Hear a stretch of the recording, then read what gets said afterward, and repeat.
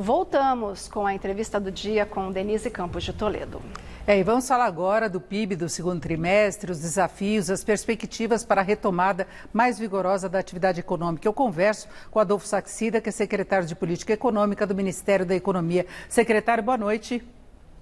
Boa noite, Denise. Boa noite a todos os ouvintes da Gazeta. Obrigado pela oportunidade de debater ideia. Bom, vamos falar do PIB no segundo trimestre, que veio com um recuo de 0,1%, puxado principalmente pela agropecuária, que teve o maior recuo, indústria também com queda de produção, estabilidade do consumo e queda da formação bruta de capital fixo, que é questão de investimento, né? Na verdade, houve uma certa frustração porque interrompeu um ciclo de recuperação. Eu queria sua avaliação especificamente em relação a esse segundo trimestre. Eu acredito que alguns fatores, pelo lado da oferta, eles merecem ser destacados. Então, nós tivemos problemas climáticos que geraram esse problema pontual na agricultura. O mundo inteiro está atravessando por problemas de insumo relacionados a cadeias de produção globais. Isso acabou afetando negativamente a indústria. E abril, maio e junho foi o pior trimestre na história brasileira no que se refere à saúde pública. O pior trimestre da pandemia. Então, num momento tão delicado como esse, ainda assim o PIB mostrou resiliência.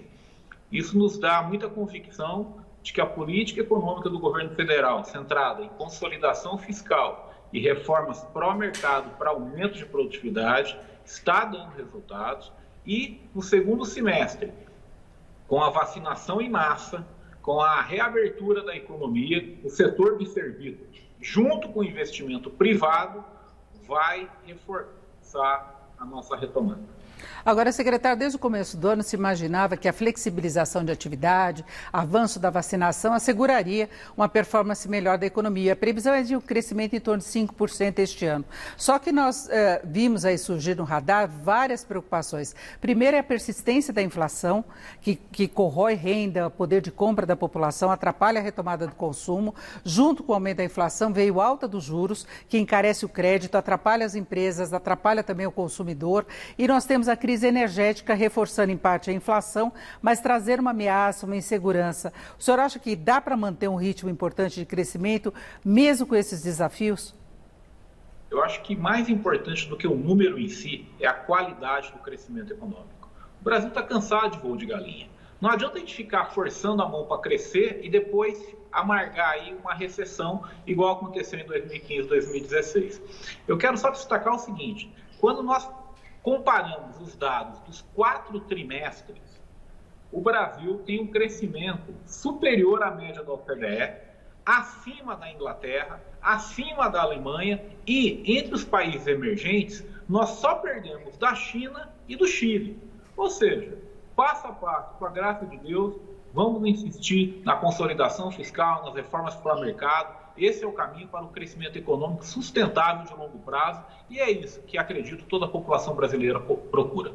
Agora, secretário, tem uma dificuldade relacionada à crise de energia. Essa é uma situação em aberto, a gente vê alguns especialistas falando que talvez a situação possa se complicar mais até o final do ano. Como é que o Ministério da Economia lida com essa situação especificamente? Olha, é uma preocupação clara. Eu mesmo fui um dos primeiros que alertou sobre isso, em maio ainda.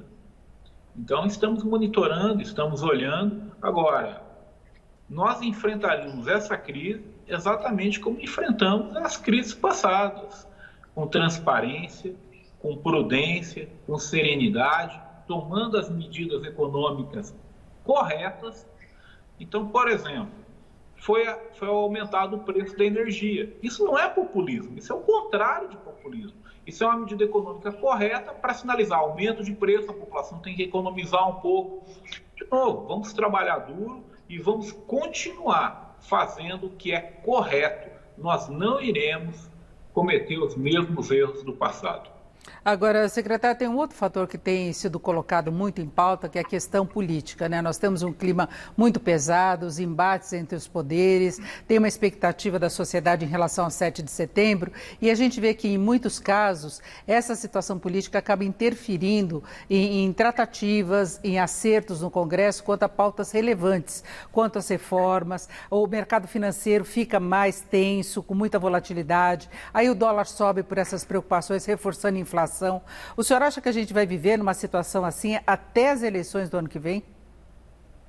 Olha, nós temos que separar, Denise, o que é ruído do que é sinal.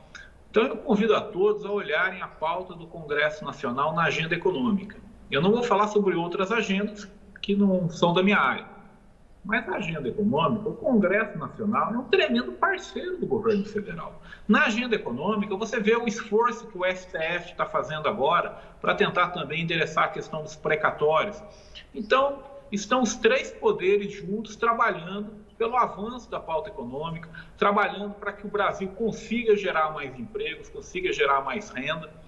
Então, honestamente, eu acho que eu estou bem tranquilo na pauta econômica. É claro que ruídos existem, mas, de novo, em vez de olhar ruídos, vamos olhar os dados. Vamos olhar que muitos analistas acreditavam que a relação dívida-PIB ia bater 100% esse ano. Os dados mostraram que 82%.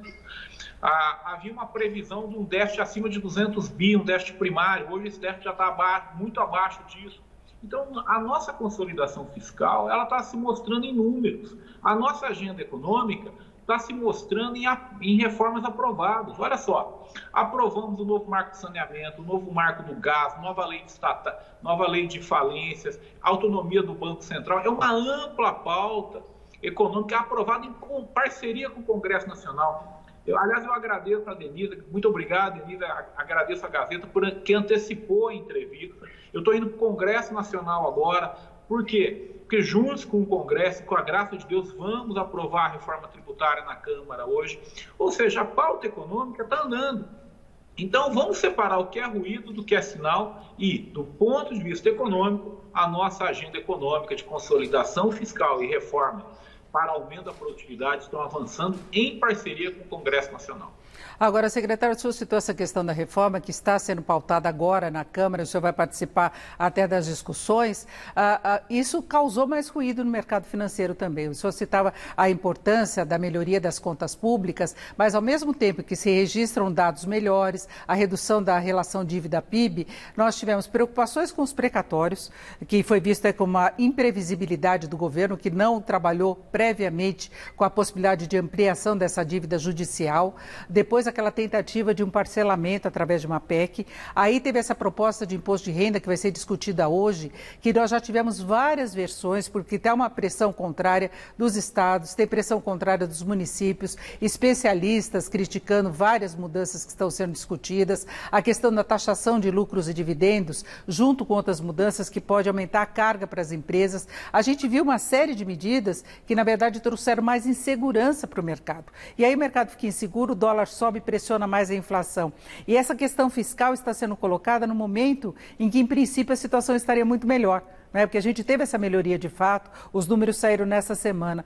Como é que o senhor acha que a equipe econômica, que o Ministério da Economia pode lidar com essa questão das expectativas, que também influenciam o andamento da economia mesmo? Nós temos que lidar com transparência, com serenidade, com muita prudência e deixando claras as nossas escolhas. Por exemplo, a questão dos precatórios não é uma questão de que a equipe econômica demorou, não tem nada disso. Só para você ter uma ideia, os precatórios, boa parte deles que estão vencendo agora, se referem ao Fundef. Isso é uma conta de 2000. Há 20 anos atrás o governo perdeu isso. Então, veja, uma hora ia chegar o momento de ter que pagar, é o que está acontecendo. Agora, a solução do governo foi uma solução de muita responsabilidade fiscal, criando, por exemplo, um dispositivo onde todos iriam receber, dando previsibilidade e, de novo, sendo transparentes com a sociedade e aceitando sugestões. Vamos em frente, vamos trabalhar, vamos melhorar. Sobre a reforma tributária especificamente, olha que coisa engraçada, Denise. Mesmo dentro da sua fala, você fala assim, tem um pessoal reclamando que a carga tributária vai aumentar. E na mesma fala você diz, tem gente preocupada com as contas públicas porque essa reforma tributária diminui a arrecadação. Não dá, ou um ou outro. Ou a reforma aumenta a carga tributária ou ela diminui, os dois não dá. Mas não é nenhum dos dois, não. O que nós estamos fazendo é uma reforma tributária que parte do excesso de arrecadação do governo está sendo devolvido para a população. E parte do excesso está sendo usado para melhorar as contas públicas.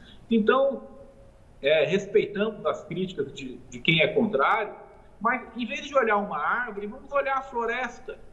Quem pagava muito está pagando menos. O pobre vai pagar menos. Aquela pessoa que não pagava nada vai ter que pagar um pouquinho agora. As empresas vão ser desoneradas. O investimento produtivo privilegiado. Poxa, será que não é esse o sonho que nós sempre pedimos? Então, vamos dar uma chance e vamos olhar os dados da reforma, a maneira como ela está estruturada. A carga tributária não está aumentando. O que nós estamos preservando o investimento produtivo. Agora, 20 mil brasileiros arrecadavam mais de 100 bilhões de reais por ano em dividendos e não pagavam um centavo de imposto. Ora, eles vão pagar um pouco agora. E quando todos pagam, cada um pode pagar menos. Essa é a linha geral da reforma. Então, estamos muito confiantes. O relator fez um excelente trabalho.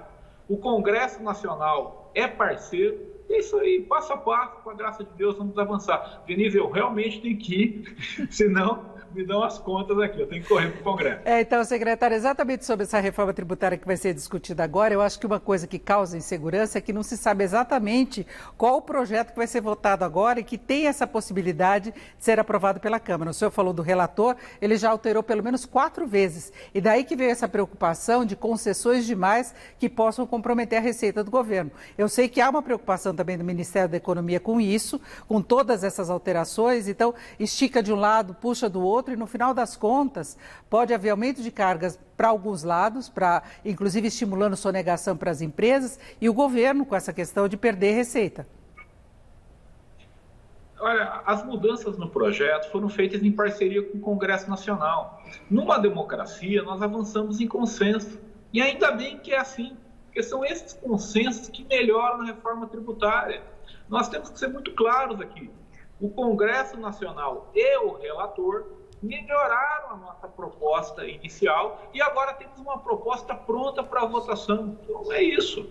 Vamos avançar nos consensos e entregar uma reforma tributária que o pobre vai pagar menos imposto, aquela pessoa que não pagava nada vai pagar um pouquinho mais, as empresas serão, o investimento nas empresas está protegido e com cada um pagando um pouquinho, cada um pode pagar menos. É isso. Nós ouvimos aqui o secretário de Política Econômica do Ministério da Economia, Adolfo Saxida. Secretário, boa negociação no Congresso e que seja aprovada a melhor reforma de fato. É isso que nós esperamos em termos de reforma tributária.